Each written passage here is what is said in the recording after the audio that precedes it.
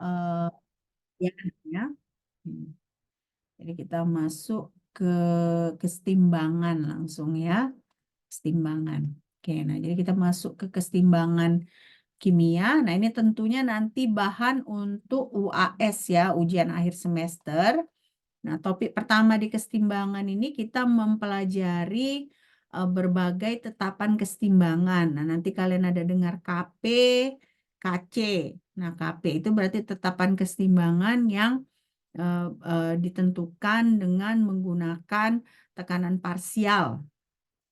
Nah, lalu KC itu concentration ya. Jadi tetapan kesetimbangan yang dihitung dengan menggunakan konsentrasi. Nah, tapi antara KP dan KC, jadi kalau kita ketahui KC, kita bisa menghitung KP. Nah, nanti ada formula yang menghubungkan antara KP dan KC ya. Nah, inilah kita akan belajar tentang konsep kesetimbangan kimia. Oke. Nah, jadi eh, sebenarnya konsep kesetimbangan itu bagaimananya? Jadi kita lihat grafik yang ini ya. Nah, grafik pada slide ini kita lihat y-aksesnya ini ya adalah G, energi bebas Gibbs ya. Nah, lalu x-aksesnya koordinat reaksi. Nah, jadi sebenarnya kalau kalian lihat di sini kecenderungan reaksi itu ada ke bawah, lalu ke atas. Nah, jadi pada saat delta G sama dengan 0, nah disitulah terjadi kesetimbangan reaksi. Ya, nah, jadi berarti bukan pada saat dia lebih besar dari 0, tetapi pada saat dia sama dengan 0, nah disitulah terjadinya kesetimbangan reaksi.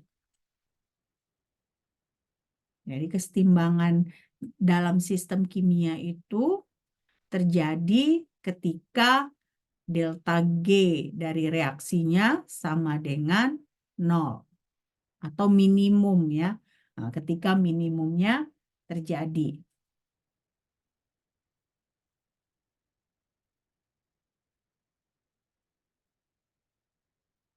Selesai?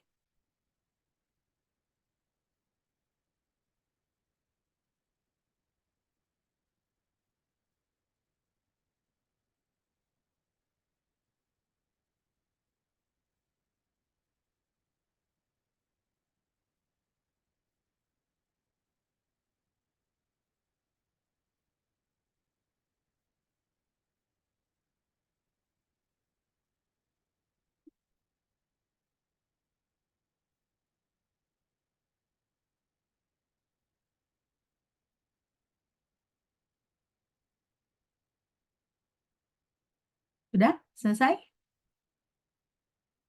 Nah ya. Nah, jadi di sini kalau kalian lihat kan, eh, kesetimbangan itu terjadi ketika si energi bebas Gibbs-nya sama dengan 0. Nah, kenapa seperti itu? Berarti kalau kita lihat di sini ya, bagaimana kita menentukan keadaan perubahan spontan, ya kan? Perubahan spontan itu ditentukan dengan kita mau melihat perubahan energi bebas Gibbs terhadap koordinat dari reaksi pada tekanan dan suhu yang konstan. Jadi ini tahapan pertama, ya kan?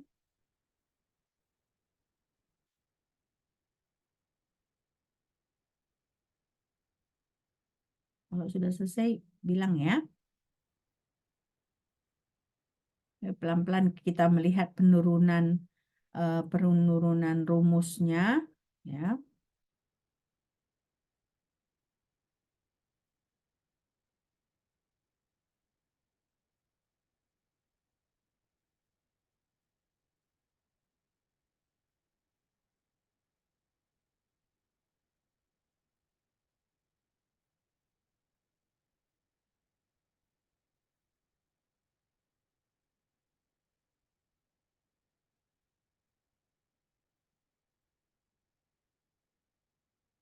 Oke. Nah, di sini berarti kalau misalnya ini kan berarti kan ini menyatakan gradien kan, gradien. Nah, gradien dari kurva ini, ya kan?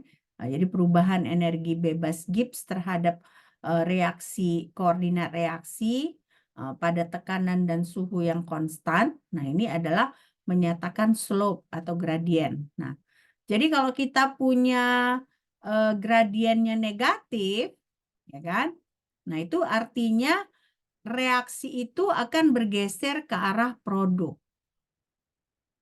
Tapi kalau gradiennya itu positif, ya, reaksinya itu akan bergeser ke arah reaktan. Nah, artinya apa? Artinya di sini makanya inilah alasan kenapa komposisi di dalam sistem itu akan mempengaruhi reaksi, arah reaksi. Apakah reaksinya ke kanan atau ke kiri? Kalau produk kan berarti dia ke kanan, ya kan? Nah, tapi kalau reaktan dia berarti ke kiri. Nah, ada beberapa reaksi memang kita maunya dia ke arah reaktan. Nah, jadi kita harus tahu bagaimana mengatur supaya kemiringan kurvanya itu positif.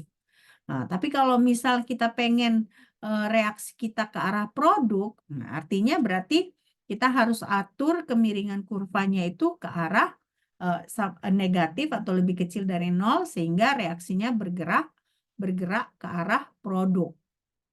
Ya. Selesai nih? Oke. Nah, jadi sekarang kita lihat. Tadi kan kita mengetahui kalau kesetimbangan kimia itu terjadi pada saat ya energi bebas Gibbs dari reaksi tersebut sama dengan 0.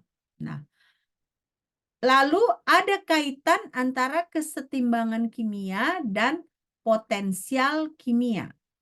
Nah, jadi contohnya misalnya kita punya A, B. Dua-dua ini dalam fasa gas. Nah, dia ada reaksi ke kanan ke kiri. Artinya apa? Artinya reaksi dua ini berada dalam kesetimbangan. Nah, kriteria kesetimbangan itu adalah potensial kimia dari A sama dengan potensial kimia dari B. Jadi potensial kimia A sama dengan potensial kimia B. Nah, inilah kriteria dari kesetimbangan kimia.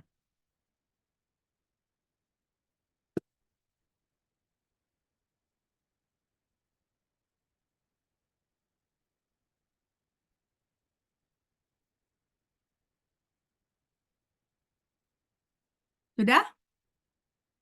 Selesai nih? Nah, oke.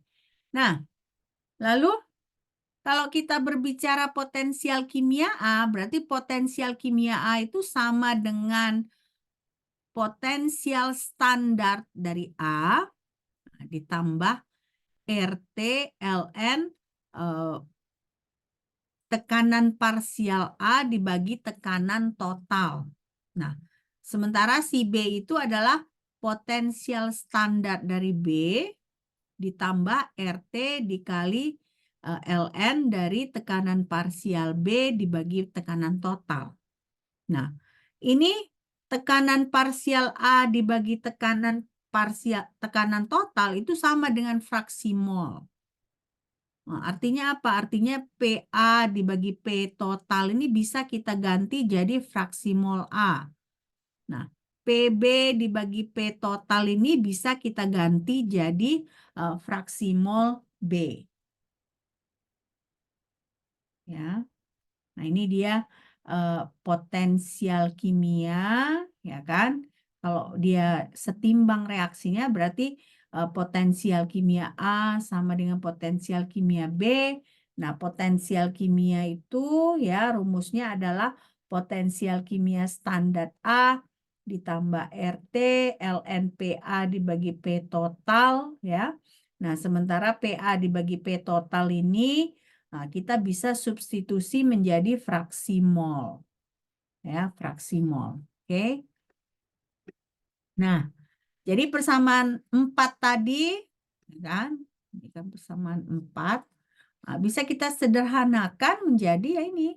Mu A, mu standar A dikurang mu standar B, nah, sama dengan RT ln PB dibagi P total dikurang RT ln PA dibagi P total.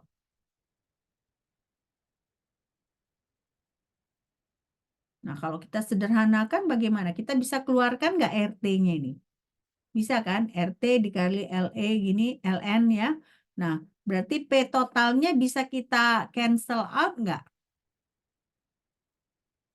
Bisa ya kan? Nah, kalau misalnya mengikuti properti dari logaritma kan ini jadinya ln PB dibagi P total dibagi PA dibagi P total. Artinya berarti P total bisa kita cancel out. Nah, jadi persamaan 6 bisa kita sederhanakan lagi ya. Makanya jadinya kita dapat RT ln PB dibagi PA.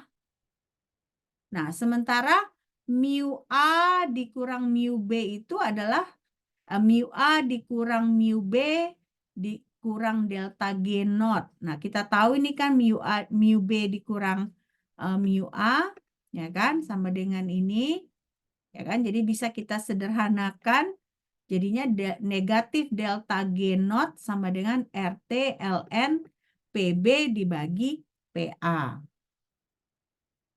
Nah, jadi berarti ada kaitan antara potensial kimia dengan energi bebas Gibbs. Nah, jadi berarti kita bisa ambil kesimpulan kalau memang si kesetimbangan kimia itu akan tercapai ketika energi bebas Gibbs-nya mencapai minimum atau sama dengan nol. Nah, ternyata di sini kita bisa lihat dengan menurunkan dari potensial kimia, kita dapat hubungannya antara energi bebas Gibbs dengan si tekanan parsial masing-masing reaktan. Ya. Selesai nih? Atau masih mau dicatat dulu? Mau dicatat, Bang. Oke, silakan. Ini yang ini udah selesai dicatat? Belum? Oke, silakan. Yang ini udah selesai, yang sebelumnya, slide sebelumnya? Yang ini udah? Udah? Oke, tinggal yang ini berarti ya.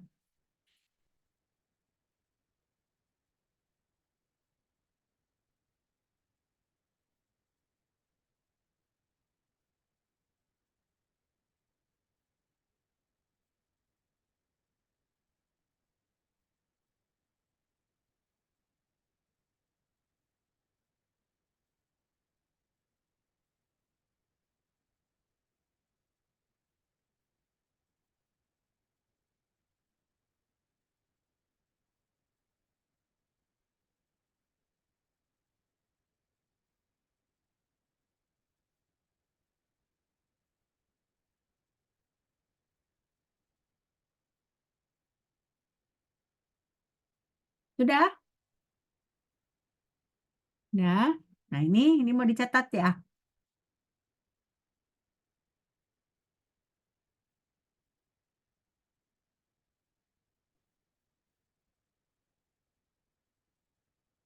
Selesai dicatat ini? Belum? Udah? Oke. Nih. Lalu kita masuk. Tekanan parsial A dibagi tekanan parsial B itu sama dengan Kp. Nah, tetapan kesetimbangan dengan tekanan parsial gitu ya. Nah, jadi berarti kalau kita substitusikan PA dibagi PB sama dengan Kp, nah, persamaan 8 itu sama dengan delta G naught atau energi bebas Gibbs itu sama dengan RT ln Kp. Nah, jadi berarti sudah dapat kita satu tetapan kesetimbangan yaitu Kp. Ya.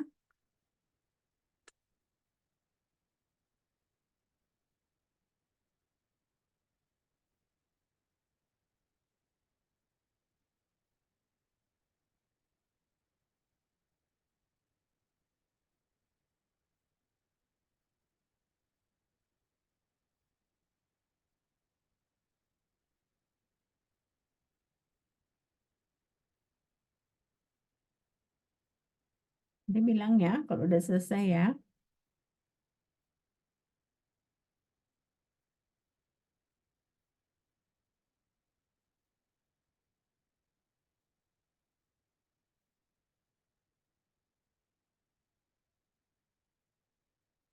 Sudah? Udah? Oke. Nah, kita lanjut ya. Nah, jadi sekarang kita ada namanya kuotien. Reaksi kuotien. Nah, reaksi kuotien itu kita lambangkan dengan Q. Ya, Q. Nah, di sini Q itu QP yang berarti dia eh, ada kaitannya dengan tekanan parsial itu sama dengan total. Ini lambang total ya. Hampir mirip dengan summation. Nah, tapi dia bedanya kalau summation kan itu ditambah gitu. Ini dia kan ditambah tapi ada pangkatnya. Nah, ini quotient berarti summation total dari tekanan parsial dipangkat dengan koefisien stoikiometri. Nah, dibagi tekanan parsial J dipangkatkan dengan koefisien stoikiometri. Nah, di mana J itu untuk produk, sementara I itu untuk reaktan. Jadi artinya tekanan parsial reaktan dipangkatkan koefisien stoikiometri reaktan dibagi dengan tekanan parsial produk dipangkatkan dengan koefisien stoikiometri produk. Nah, inilah namanya kuotien, reaksi kuotien.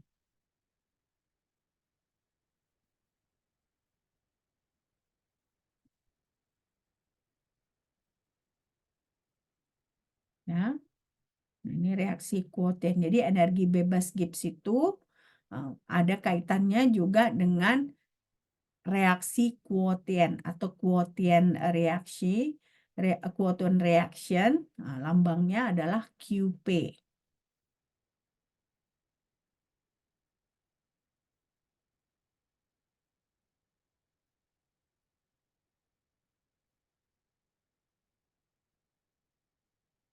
Sudah?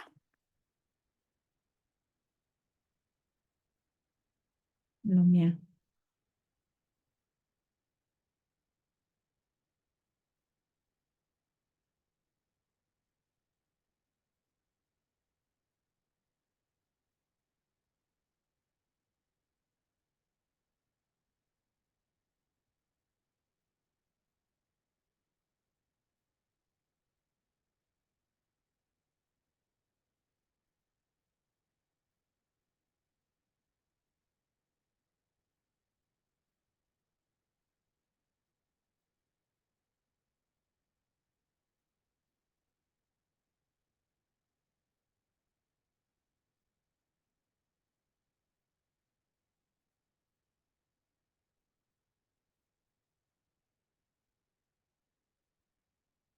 Sudah?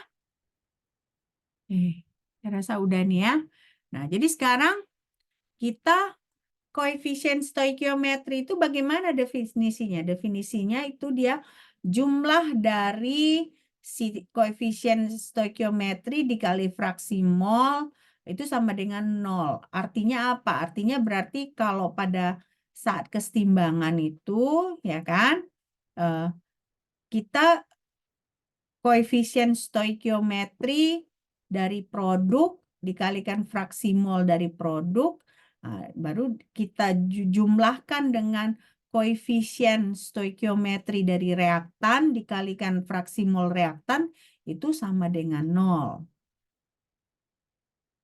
Jadi berarti artinya kita kurangkan antara produk dengan reaktan ya.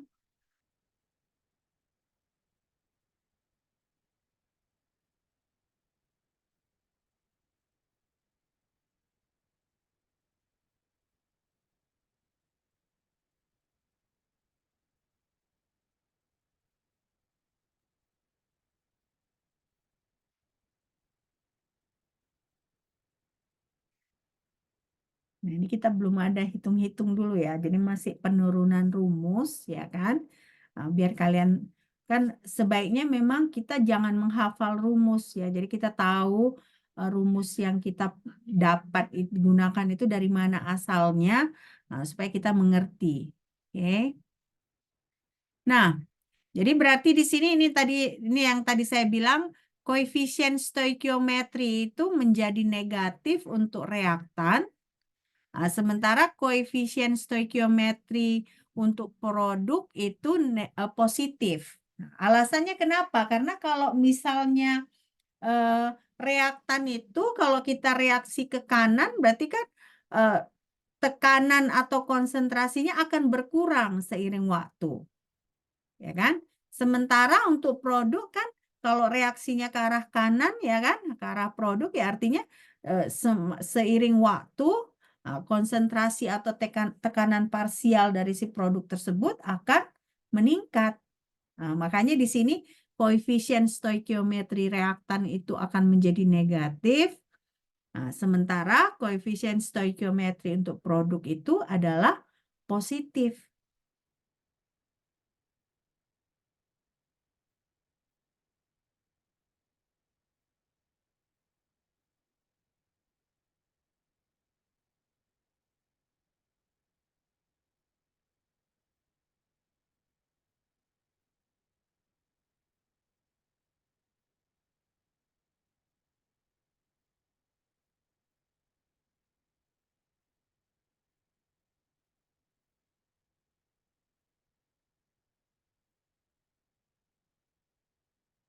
Sudah?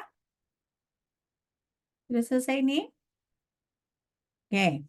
Nah, jadi sekarang kita mau lihat ada tadi quotient kan? Nah, reaksi quotient. Nah, si ekspresi 11 itu tadi, ya kan? Nah, kita bisa ubah jadi 12 ini. Jadi QP sama dengan jumlah dari tekanan parsial dipangkatkan koefisien stoikiometri. Ya. Dia nggak peduli koefisien, ingat aja ya kalau misalnya dia produk, nah dia jadi positif, sementara untuk reaktan dia jadi negatif. Nah, makanya karena itu persamaan 12 ini ya kita bisa turunkan jadi persamaan 13, dia menjadi delta G sama dengan delta G standar ditambah RT ln QP. Nah, di mana QP itu adalah quotient. Nah, quotient itu adalah tekanan parsial dipangkatkan dengan koefisien stoikiometri.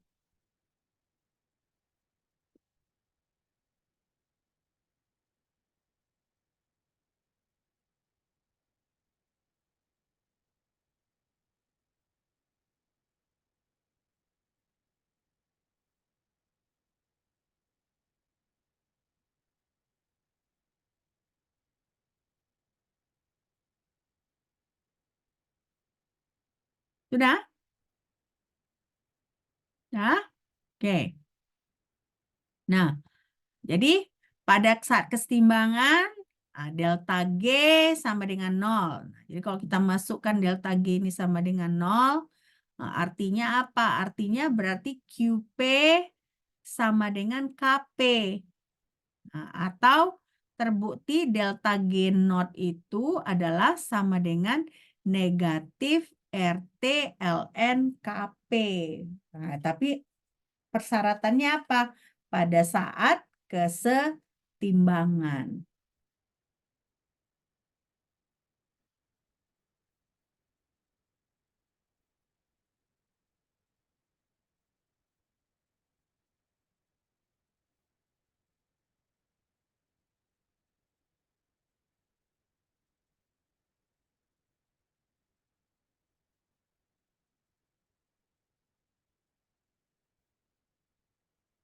Sudah? Belum. Belum? Oke.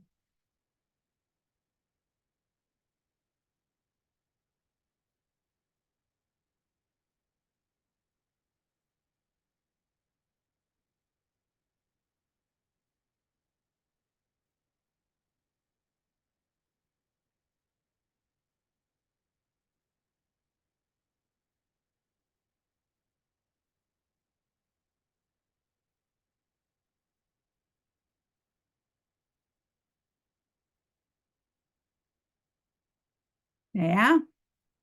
Nah, sekarang berarti tadi apa?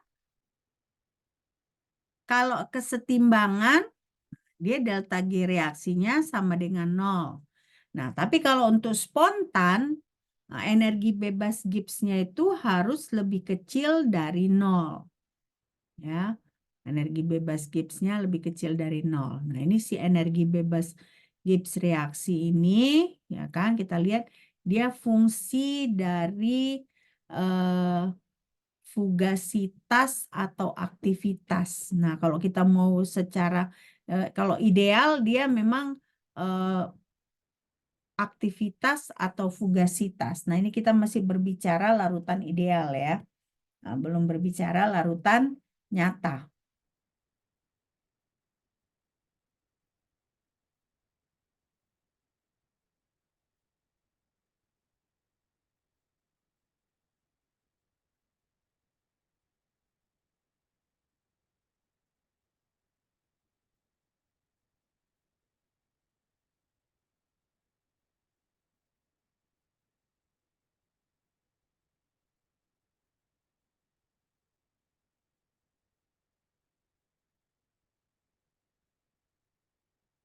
Sudah?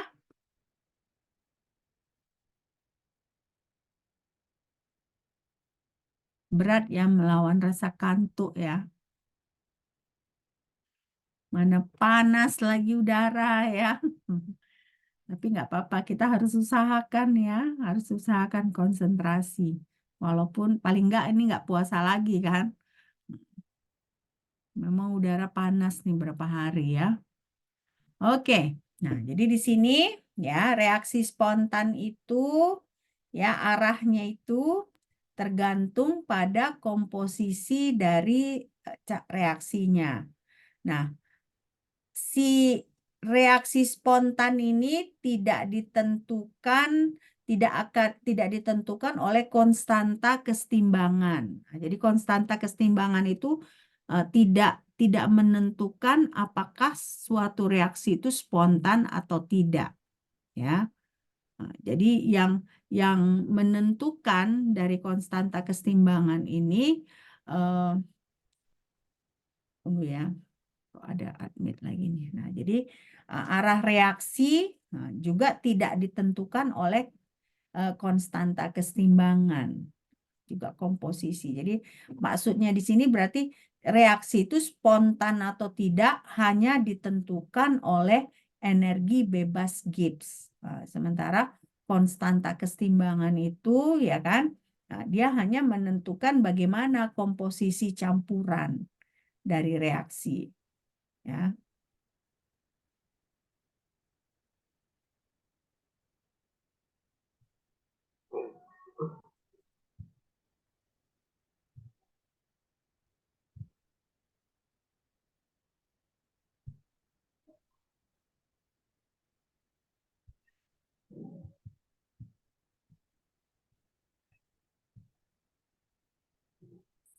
Sudah?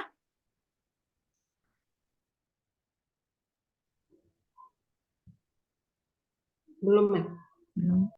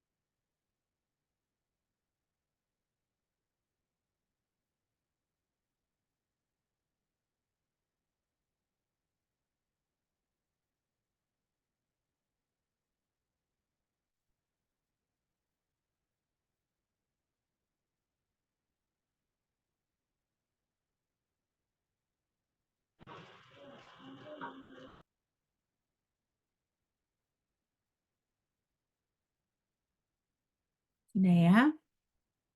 Nah, sekarang kita punya contoh ini. Coba kalian hitung. Jadi, ini suhu reaksinya 298 Kelvin. Nah, pertanyaannya di sini hitung Kp.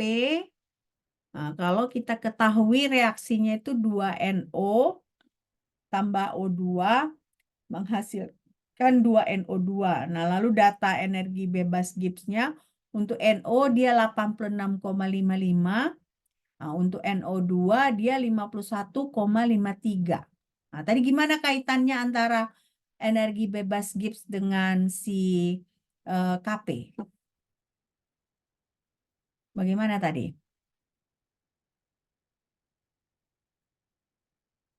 Ada yang masih ingat? Delta G naught sama dengan RT Minus T minus ln KP, T ln Kp. Ya kan? Ini kan minus RT ln Kp. Nah, jadi kalau ada soal seperti ini, apa yang perlu kita kerjakan pertama kali?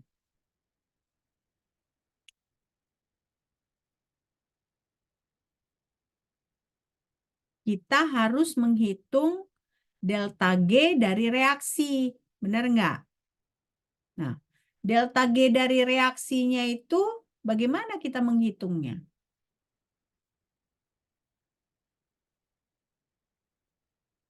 Delta G reaksi itu kan berarti G produk dikurang G reaktan. Nah, G produknya diketahui nggak? Diketahui nggak? Hmm? Diketahui nggak? G produknya. Produknya apa di sini? Produknya apa? Produknya adalah NO2. Nah, diketahui kan berapa G dari produknya? 51,53. Nah, sementara si reaktannya adalah NO dan O2. Tapi G dari O2 berapa? Nggak dikasih tahu di sini. Jadi berapa dia G dari O2? Sama dengan entalpi O2. Nah, jadi entalpi H2, O2, N2, ya kan? Dengan G, Gibbs dari O2, H2, N2 itu sama dengan berapa? Sama dengan 0. 0. Nah, 0. Jadi kalau begitu berapa delta G reaksi dari si reaksi ini?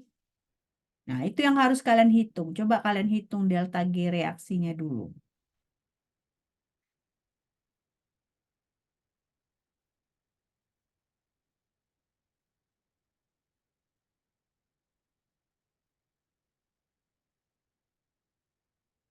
Perlu nggak dikalikan dengan koefisien stoikiometri? Kan ada koefisien stoikiometrinya kan? Nah, 2 dengan 2. Nah, jadi perlu nggak kita kalikan? Nah, kalau kita kalikan, kalau misalnya perlu kita kalikan, berapa dia delta G reaksinya? Nah, setelah kita dapat delta G reaksinya, baru kita bisa hitung Kp-nya ya. Nah, saya kasih waktu ya, kalian untuk mengerjakan.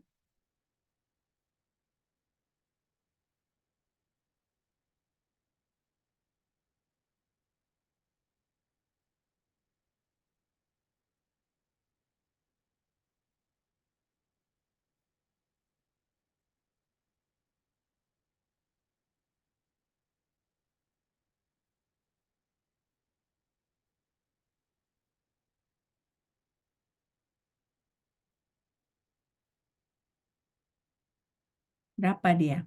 Coba.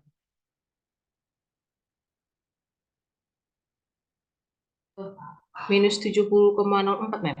Minus 70,04. 04, Mem. Oke. Nah, kalau kalian dapat segitu, berapa Kp-nya? Coba hitung Kp-nya. Hati-hati dengan satuannya ya.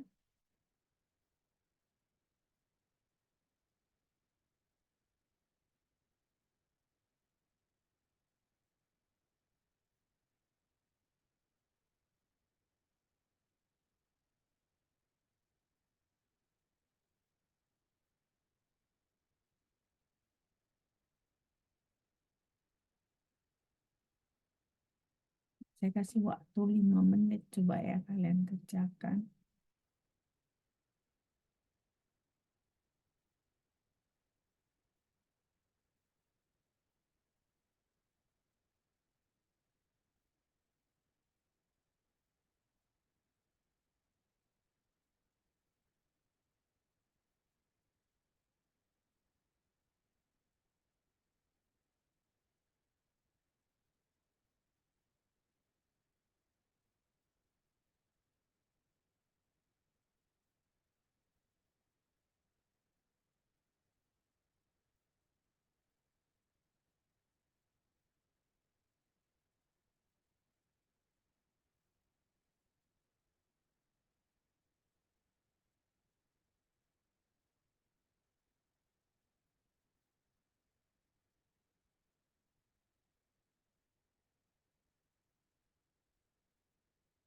Sudah?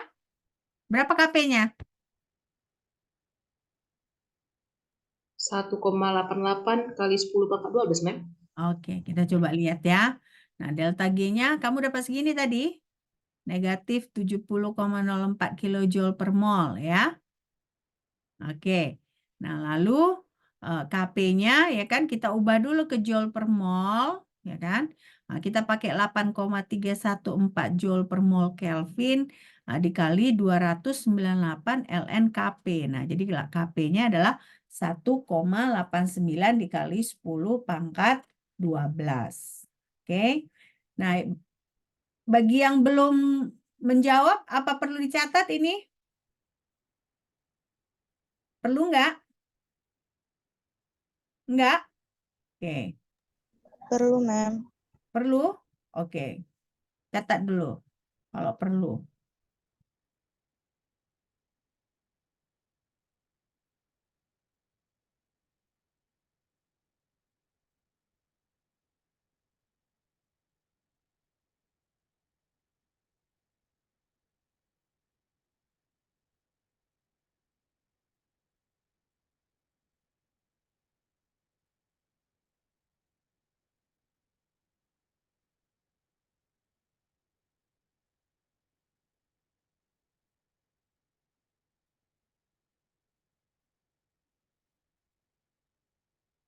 Nanti Kak bilang ya kalau udah selesai ya, dicatat ya, biar kita lanjut ya.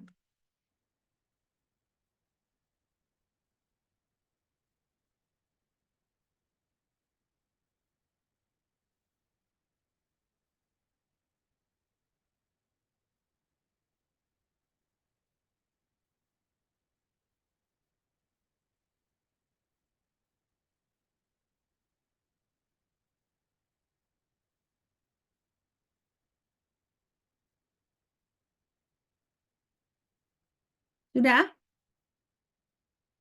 Sudah ini? Sudah, Sudah? Mem. Belum? Sudah, Mem. Ya, yang ini mau dicatat dulu. Ya, silakan dicatat dulu.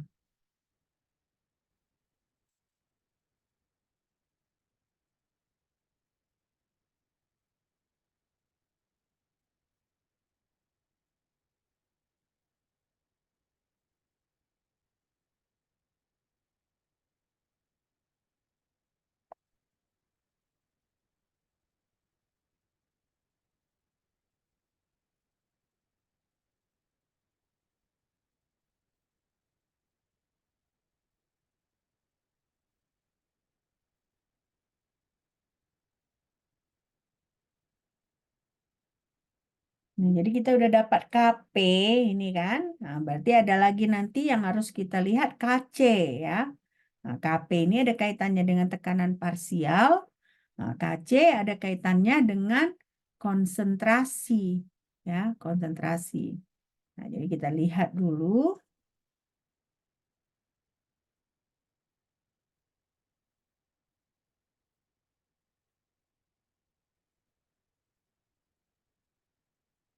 Sudah? Sudah ya. Nah, di gini ini kita bisa lihat delta G reaksinya ini sangat besar ya. Negatif dan sangat besar ya. Kita lihat di sini kan negatif dan sangat besar kilojoule per mol dia. Dan gitu negatif lagi.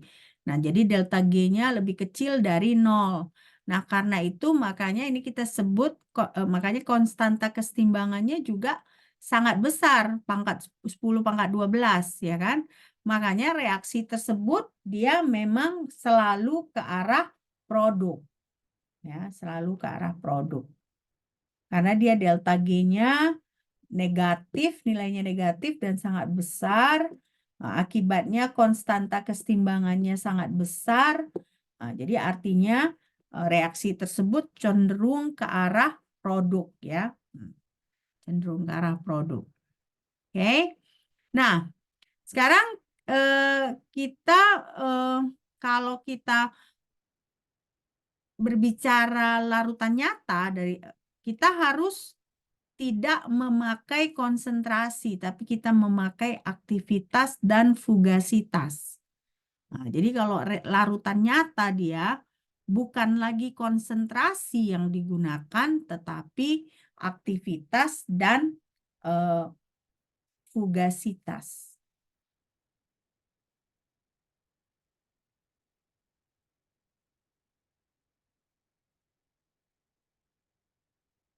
Oke? Nah, jadi makanya di sini kita bisa lihat Kp sama dengan, ini kan seperti summation, fugasitas dipangkatkan koefisien stoikiometri. Nah, jadi kalau Kp dia itu fugasitas. Nah, sementara Kc itu merupakan aktivitas dipangkatkan koefisien stoikiometri. Ya. Nah, di sini akibatnya karena aktivitas dan fugasitas ini tidak ada satuannya, nah jadinya si konstanta kesetimbangan ini juga tidak akan punya satuan. Ya.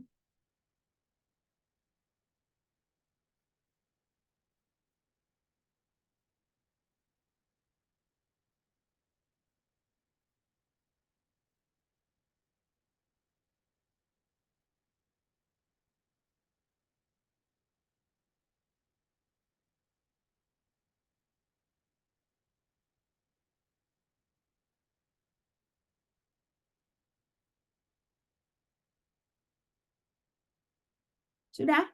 Ini selesai?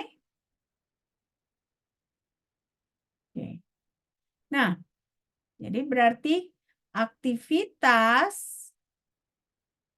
zat padat dan cairan murni itu ya kan, nah, dia satu kesatuan. Nah, lalu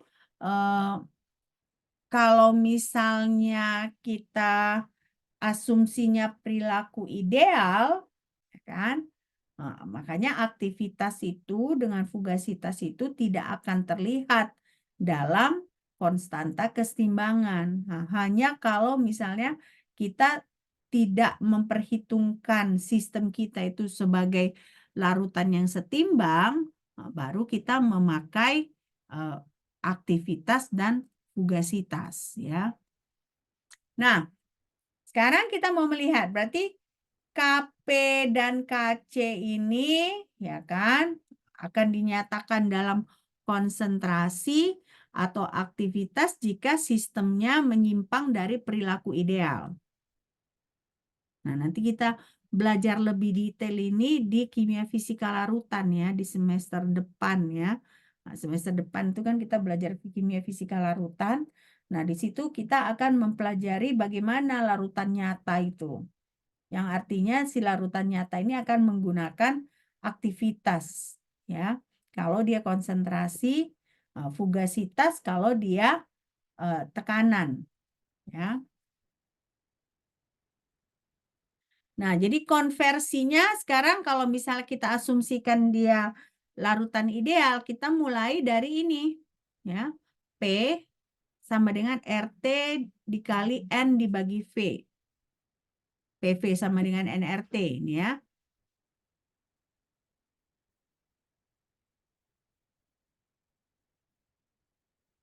Oke, PV sama dengan NRT Nah, lalu berarti kalau kita lihat lagi persamaan 17 tadi ya kan, Kp ya kan, summation dari P tekanan parsial dipangkatkan koefisien stoikiometri ya kan. Nah, kita ganti si P itu jadi RT N dibagi V.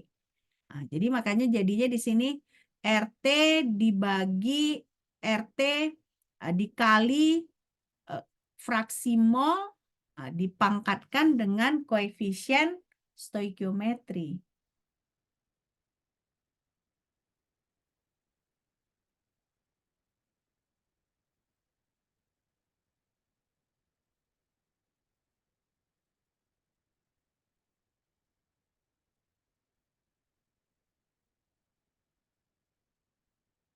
Sudah, ini udah selesai? Udah? Oke. Nah, lalu di sini berarti kalau kita turunkan yang tadi ya kan, Kp sama dengan ini kan RT-nya ini bisa kita pisahkan jadi 2 ya kan. Nah, lalu kita turunkan ini berarti kan RT summation ya dari koefisien stoikiometri dikalikan si fraksi mol dipangkatkan koefisien stoikiometri. Nah, jadi berarti Kp di sini RT dikali jumlah dari koefisien stoikiometri dikali Kc. Nah, jumlahnya itu ingat tadi, kalau produk bagaimana? Jumlah kalau koefisien stoikiometri produk itu nilainya bagaimana? Nilainya bagaimana? Positif atau negatif? Positif atau negatif kalau produk? Positif, Ma'am. Positif. Positif.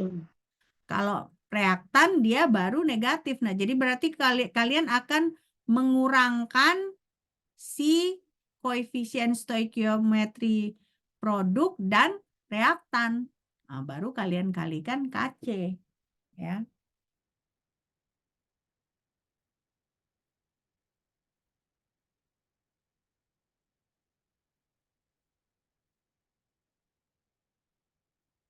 Sudah ini?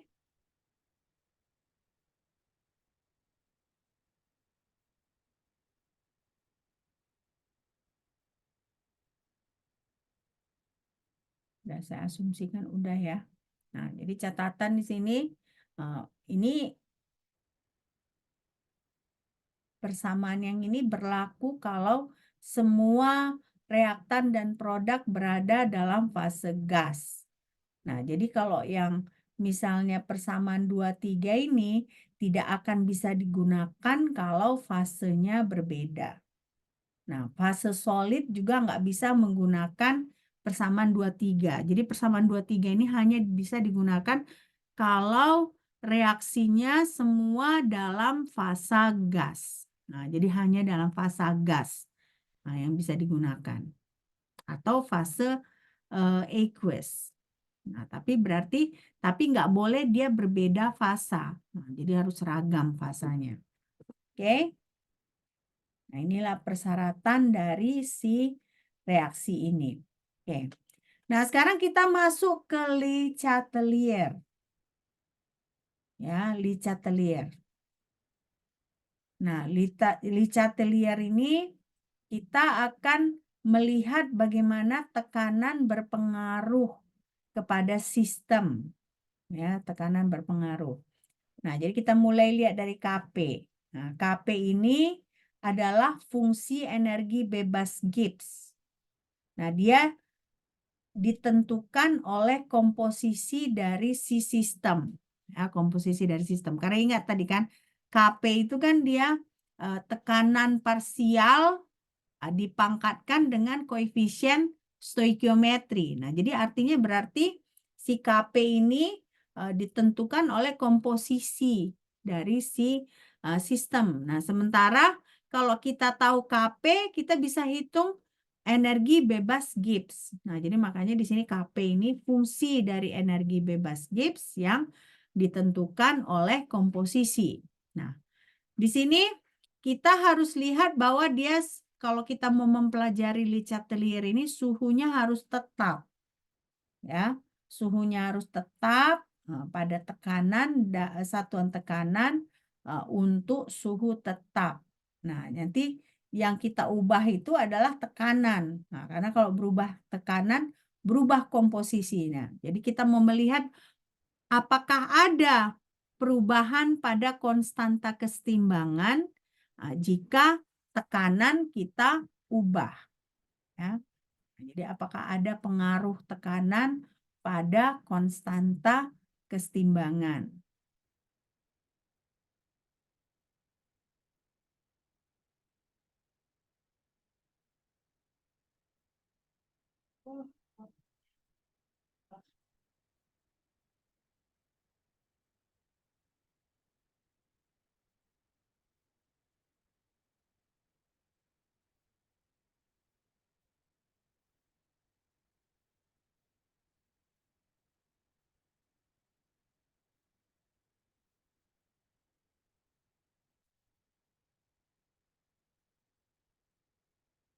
Sudah? Oke. Nah, lalu berarti di sini ada catatan perubahan tekanan mempengaruhi komposisi dari campuran pada saat kesetimbangan.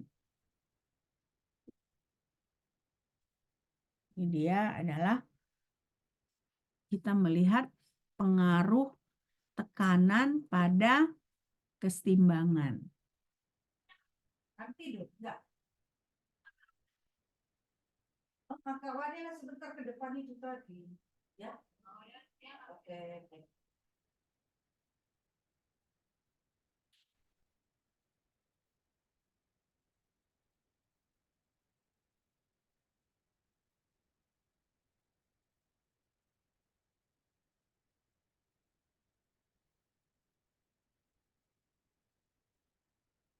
Udah? Oke. Nah, di sini kita mulai masuk. Kalau kita berbicara tekanan yang berpengaruh pada komposisi, berarti kita berbicara tekanan parsial. Nah, kalau kita berbicara tekanan parsial, kita mengingat hukum Dalton. Nah, hukum Dalton itu menyatakan bahwa ada kaitan tekanan parsial dengan fraksi mol. Nah, jadi misalnya kalau kita punya spesies I, nah, tekanan parsial si ini adalah sama dengan fraksi mol I dikali tekanan total. Jadi makanya tekanan parsial itu akan mempengaruhi campuran dari reaksi. Karena apa? Karena tekanan parsial sama dengan fraksi mol dikali tekanan total.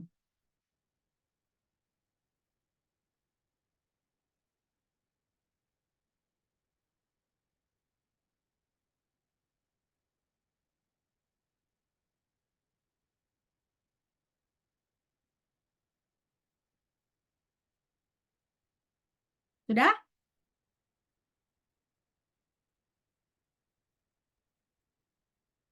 Sudah selesai belum dicatat?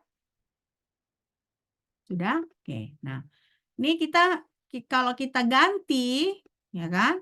Nah, jadi KP berarti KP itu sama dengan jumlah dari fraksi mol dikali tekanan total dipangkatkan dengan koefisien stoikiometri.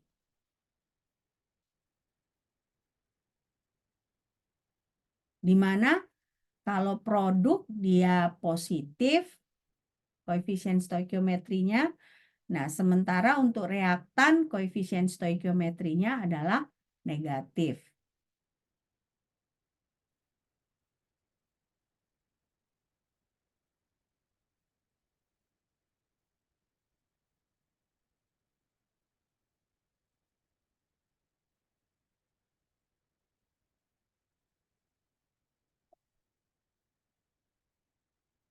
Jangan lupa kalian minum, ya kan? Ini udaranya kelewat panas, nanti jangan sampai dehidrasi, ya. Jaga kesehatan, jangan terlalu banyak di luar, ya kan? Oke, kita lanjut ya. Nah, jadi berarti persamaan 25 tadi kita bisa bagi dua, ya kan? Nah, pertama KP sama dengan jumlah dari koefisien dari fraksi mol dipangkatkan koefisien stoikiometri dikali dari jumlah tekanan total dipangkatkan koefisien stoikiometri. Jadi artinya berarti satu bagian dia berbicara tentang fraksi mol, satu bagian lagi dia berbicara tentang tekanan total. Ya.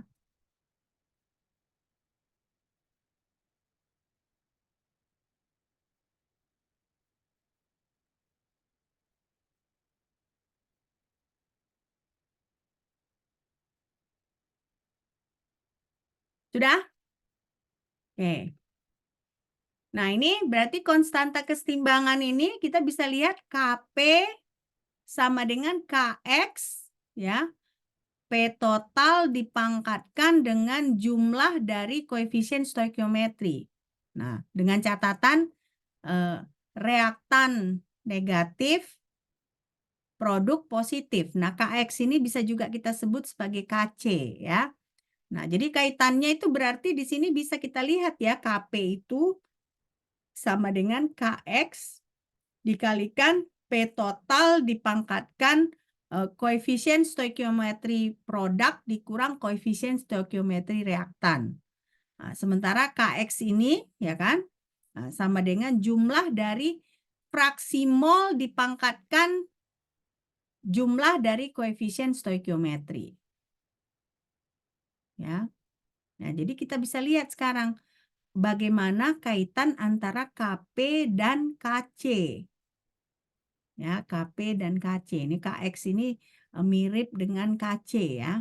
Nah, jadi KP sama dengan KX dikalikan P total dipangkatkan jumlah dari koefisien stoikiometri. Memang kalau kayak gini, kalau belum lihat contoh soal masih bingung kita, benar nggak ya kan? Karena begitu banyak lambang-lambang. Nah, tapi makanya penting nanti kita melakukan latihan ya.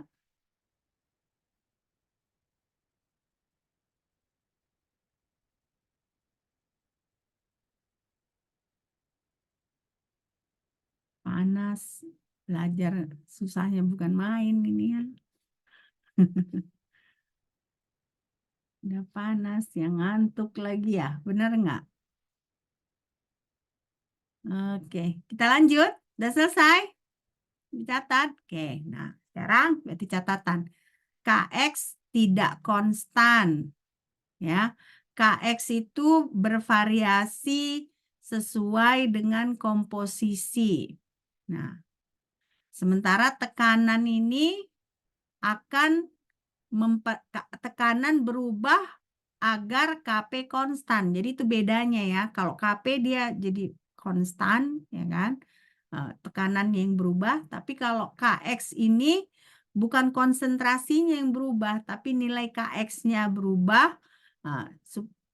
Nilai KX-nya yang menentukan komposisinya gitu. Nah, jadi kalian bisa lihat perbedaan antara KX dengan KP, ya. KX dengan KP.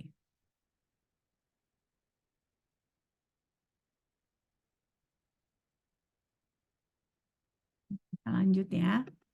Nah, coba kita lihat ini.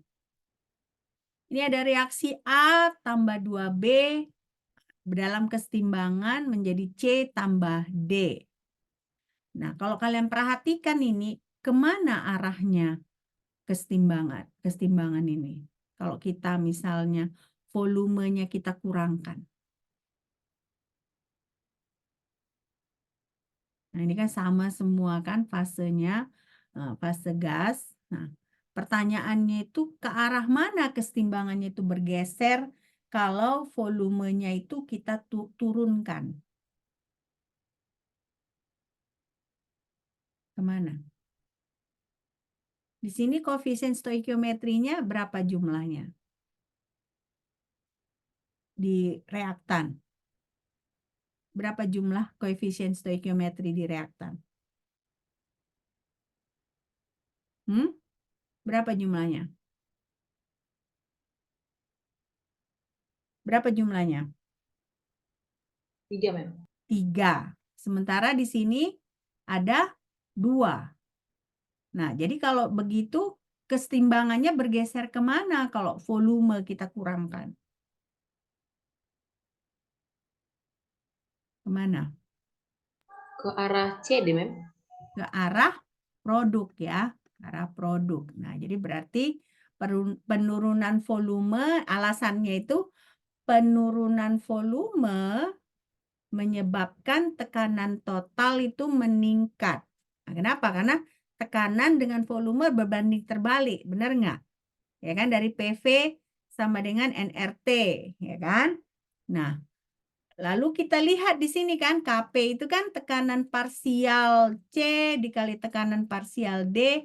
Nah, masing-masing dipangkatkan 1 karena si koefisien stoikiometri C dengan D itu 1. Nah, dibagi tekanan parsial A dikali tekanan parsial B pangkat 2. Kenapa ini pangkat 2?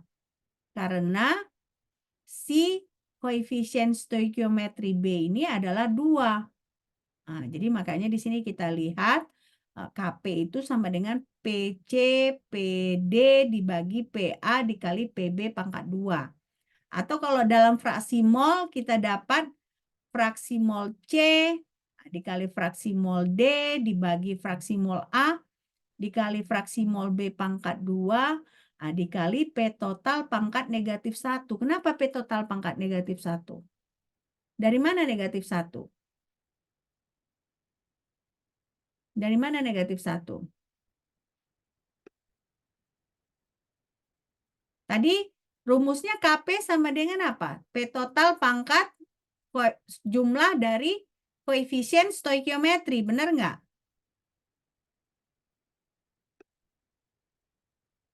Ini kan tadi P total pangkat dari jumlah koefisien stoikiometri. Nah, jumlah koefisien stoikiometrinya berapa untuk reaksi yang ini? Produk berapa koefisien stoikiometrinya? 2, Mem. 2. Nah, kalau produk kan positif, ya kan? Nah, koefisien stoikiometri reaktan berapa? 3, Mem. 3. Berarti 2 dikurang 3 sama dengan negatif 1. Makanya di sini dia P total dipangkatkan negatif 1. Ya. Nah, biar pelan-pelan biar kalian mengerti. Nah, jadi berarti di sini peningkatan tekanan menyebabkan peningkatan Kx, ya kan? Nah, tapi Kp dia konstan, ya kan? Nah, Kp konstan. Nah, jadi artinya apa? Artinya reaksi itu akan bergerak ke arah C dan D. Ya, reaksi bergerak ke arah C dan D. Udah mengerti kan? Jadi rumus-rumusnya tadi itu jadinya seperti ini kalau kalian lihat. Jadi Kp sama dengan tekanan parsial produk dipangkatkan koefisien stoikiometri dibagi tekanan parsial reaktan dipangkatkan koefisien stoikiometri. Nah, ini karena C dengan D1 ya 1 aja dia, ya kan? Nah, A juga koefisien stoikiometrinya 1, makanya dipangkatkan 1. Tapi kalau PB karena di sini kita lihat dia 2, ya kan? Makanya dia dipangkatkan 2. Oke, coba dicatat pelan-pelan sambil coba dimengerti. Biar kita lanjut ke slide berikutnya.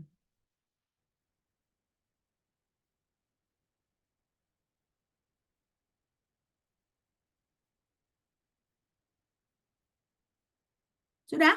Selesai? Sudah? Oke. Kita lanjut. Nah, di sini catatannya kan, inilah Le Chatelier itu. Ya. Berarti pergeseran itu ke jumlah mol yang lebih sedikit.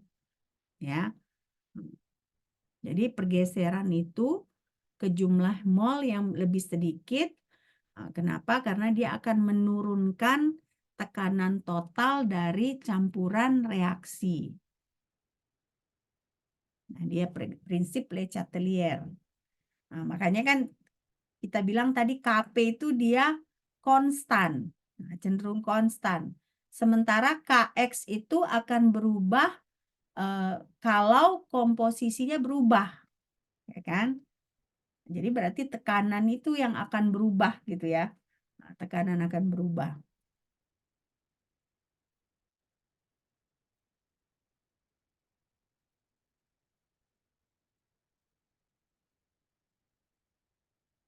Sudah ini?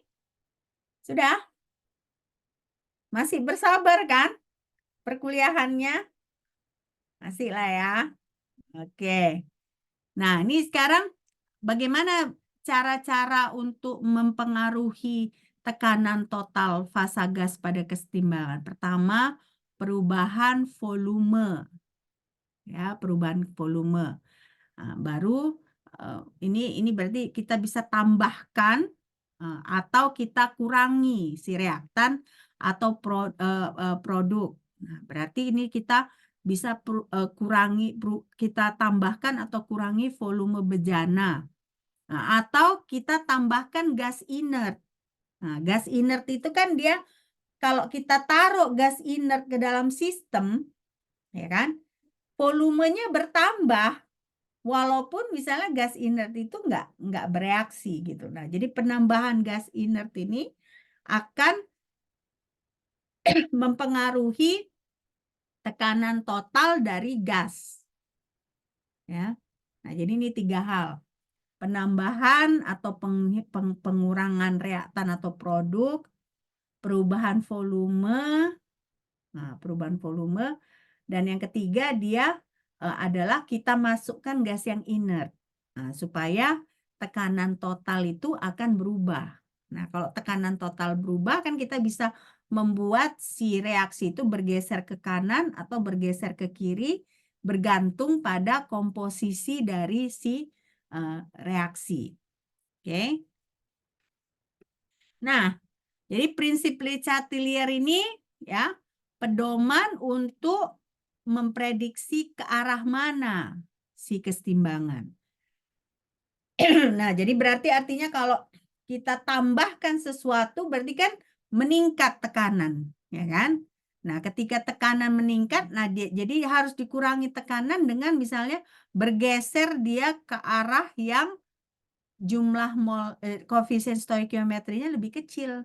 Nah, supaya apa? Supaya dia setimbang. Nah, jadi seperti itulah pedoman untuk kita menggunakan prinsip Le Chatelier. Ya, prinsip Le Chatelier.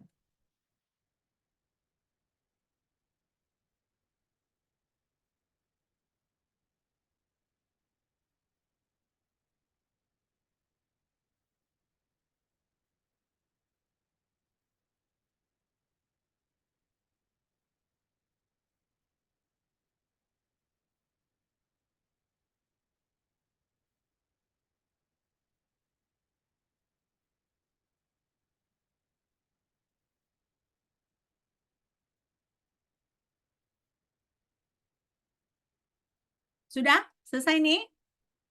Kita lanjutkan di sini. Nah, jadi prinsip Le Chatelier itu ada penambahan atau penghilangan reaktan akan menyebabkan sistem bergeser kesetimbangannya.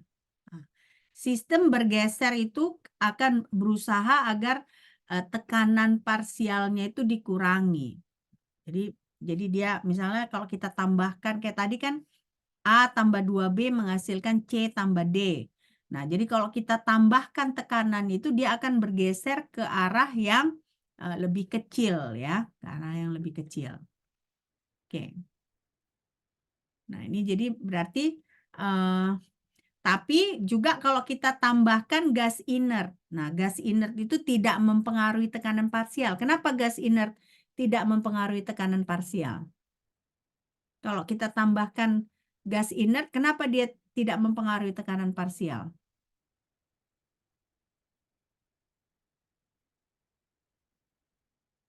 dia mempengaruhi tekanan total ya kan, tekanan total. Nah, tapi tekanan parsial enggak karena dia tidak bereaksi ya. Nah, tidak bereaksi. Oke.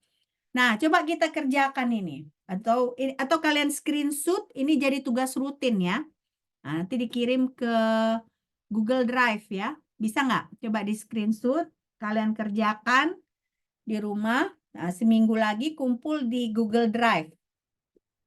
Bisa ya? Nah, ini boleh diskusi walaupun individu, coba diskusi, tapi jangan langsung contek, jangan satu orang aja mengerjakan, semua coba kerjakan sambil diskusi supaya kalian bisa kerjakan. Oke, sudah selesai? Sudah selesai di screenshot? Sudah, Mem. Oke, sudah selesai di screenshot. Oke, kalau begitu kita akhiri ya. Saya rasa memang berjuang sekali kita hari ini kuliah ya. Panas udara ya. Masih sisa-sisa ya. Kenapa Erika? Erika agak tertunggu tadi hadir ya, Mem. Pesannya.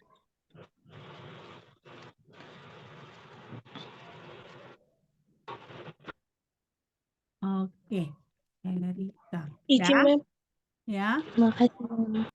Siapa? Nita Melisa Putih hadir, Mem. Tadi saya panggil nggak ada. Jessica Sofijen.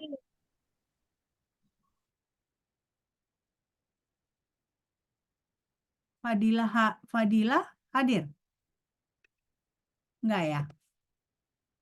Jessica yang hadir ya? Iya, Mem. Intan Monica? Nggak hadir ya?